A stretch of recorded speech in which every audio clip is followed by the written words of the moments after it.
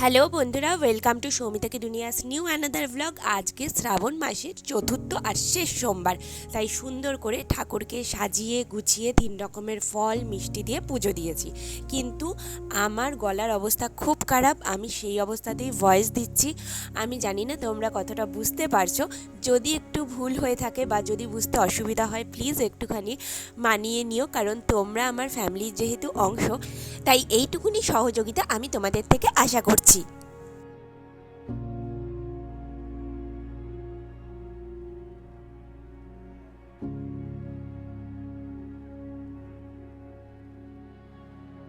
পুজো complete করে খাওয়া দাওয়া করে আমি রেডি হয়ে এখন বেরিয়ে পড়েছি স্কুলে যাব বলে।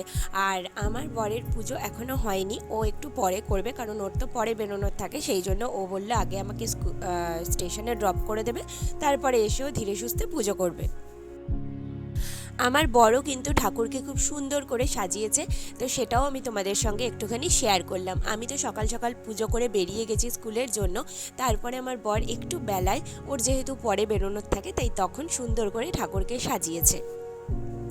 এদিকে এখন অবধি ট্রেনের দেখা নেই, অবস্থা দেখো কতটা ভিড় হয়ে গেছে প্ল্যাটফর্মে, মানে ওভারব্রিজে প্ল্যাটফর্মেও ভিড় রয়েছে, কিন্তু আমি ওপরেই দাঁড়িয়ে আছি, আমি জানি না কোন প্ল্যাটফর্মে ট্রেন দেবে। তো অবশেষে আমি ট্রেনে করে চলেও এসেছি, আর এদিকে দেখো আমি বাসে উঠেও পড়েছি। সকাল থেকে ওয়েদারটা ঠিকঠাকই আছে, কিন্তু একটু গরম আছে, কিন্তু আবার এদিকে মনে হচ্ছে যেন একটু বৃষ্টিও হবে। আর এদিকে দেখো আমি এখানে বাড়ি চলে এসেছি, আর এখানে আমাদের মাফিন সোনা দেখো, ওকে একটুখানি এই নেক ব্যান্ডটা পরিয়ে দেওয়া হয়েছে, আর ও কি করছে, ওর এইগুলো দেখে আমার এত ভালো লাগছিল, তাই সেটা তোমাদের সঙ্গে শেয়ার করছি।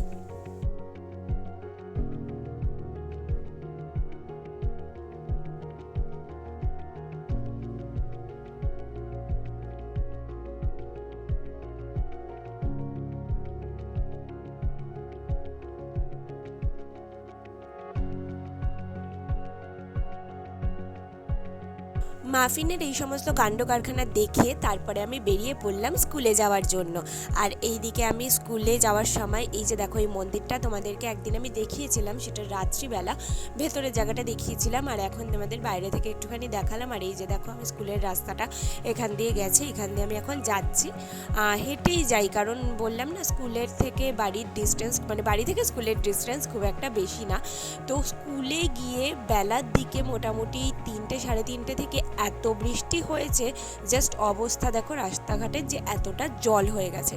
আমি কি করে বাড়ি আসবো বা বাপের বাড়িতে যাব সেটাও আমি বুঝতে পারছি না, কারণ এই অবস্থায় শাড়ি পরে তো আমি এত দূর শ্বশুরবাড়ি অবধি আসতে পারবো না কোনো মতেই। তো সেই জন্য আমাকে চেঞ্জ করতে যেতে হবে। আর এদিকে দেখো চারিদিকে শুধু জল আর জল, আর আমাদের স্কুলে তো বিল্ডিংয়ের কাজ হচ্ছে, যার জন্য এইখানের অবস্থাও খুব একটা ভালো না। মানে কী যে করবো আমার মাথায় আসছে না, মানে এত জল দেখে আমার মানে লিটারালি ছোটোবেলার কথা মনে পড়ছে। ছোটোবেলায় যেরকম নৌকা বানিয়ে খেলতাম সেটার কথা মনে পড়ছে, কিন্তু সত্যি কথা বলতে এত জলের মধ্যে বাড়ি ফিরবো কী করে সেই টেনশনও হচ্ছে। আমি তো ভেবেই নিয়েছিলাম হয়তো শ্বশুরবাড়িতে ফিরতে পারবো না, কিন্তু দেখলাম আস্তে আস্তে জল কমেও গেছে, আর আমি এদিকে চেঞ্জ করে বেরিয়ে পড়েছি। আর এদিকে দেখো জল একদম নেই বললেই চলে, তবে আমাদের স্কুলের দিকটা একটু জল হয়, এদিকটা একটু কম জল হয় আমাদের বাড়ির দিকটায়। তারপর আস্তে আস্তে দেখলাম রাস্তায় এই ছোট্ট মন্দিরটা পড়লো, এটা অ্যাকচুয়ালি শীতলা মন্দির, কিন্তু তার সঙ্গে শিব ঠাকুরও রয়েছে। তো এখানে সুন্দর করে পুজো হয়েছে, তাই ভাবলাম তোমাদের সঙ্গে শেয়ার করি।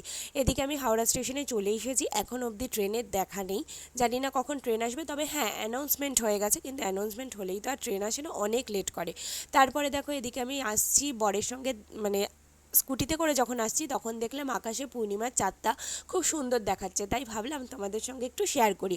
যদিও সব জায়গা থেকেই আকাশে এত সুন্দর পূর্ণিমার চাঁদ দেখা যায়, কিন্তু আমার যেহেতু ভালো লাগছিলো, তাই ভাবলাম তোমাদের সঙ্গে আমি এটা একটু শেয়ার করে নিই।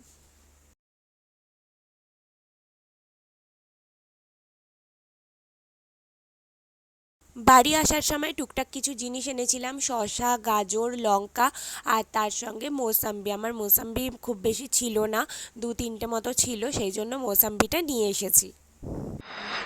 এগুলো আমি এখন গুছিয়ে রাখি, তোমাদের সঙ্গে আবার কালকে দেখা হচ্ছে অন্য ভিডিও নিয়ে। টাটা।